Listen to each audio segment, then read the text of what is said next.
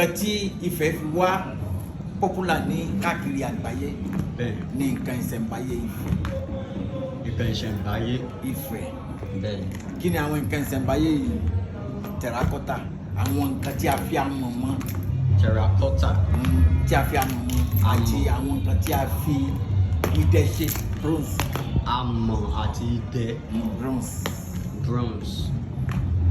Lára àwọn example nǹkan tó ń fi idẹ ṣe yẹn wọ́n ní orí olókun. Bẹ́ẹ̀ni. Orí olókun jẹ́ ìkan lára àwọn iṣẹ́ aṣàfihàn ayàwòrán tó gbé Ifẹ̀ náà káàkiri gbogbo àgbáláyé.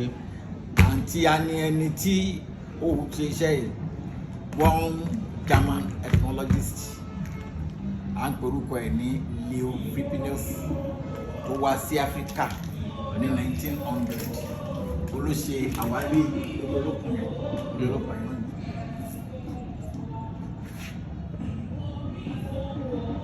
Òun ló ṣe àwárí olókun. Ọdún wo ni ó rí orí olókun yìí?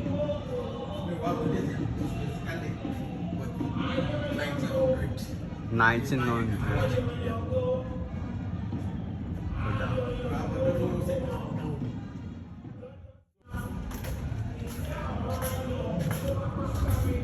So, gbẹdọ àfẹnú pé àwọn nígbà kẹyì àwọn ọjọ́ wa o. Mo sọ pé mo ní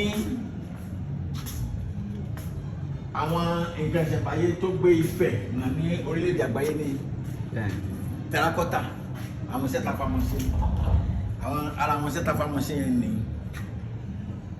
ilé ìbẹ̀rẹ̀ tí ọmọ kékeré bá fẹ́ bẹ̀rẹ̀ tí máa ṣe nǹkan ó máa bẹ̀rẹ̀ níbì kan ni. Ẹ máa rí àwòrán yìí nígbà tí wọ́n fi ṣe eré wọn mọ bí kún wọn wá ya wọn fi ìgbálẹ̀ ya ojú àti wọn sí wọn sá eléyìí wọn dáadáa méjèèjì wọn dáadáa nítorí wípé wọn fáyà ẹ tí wọn wá fi àmọ̀mọ́ nǹkan tí wọn ti wá kìbọn náà tán fáyà ẹ olójú terracotta tí wọn ti fáyà ẹ yẹn ṣe ń gbójú eléyìí wọn dé kí tìkìtì àwọn eléyìí lọ ṣe àwọn eléyìí tí wọn bá dà wọn sínú omi ó lè di sọ ayọ̀ ọ̀tẹ̀lẹ̀ tọ́jú fáyà bọ́jú sómi kò ní yọ.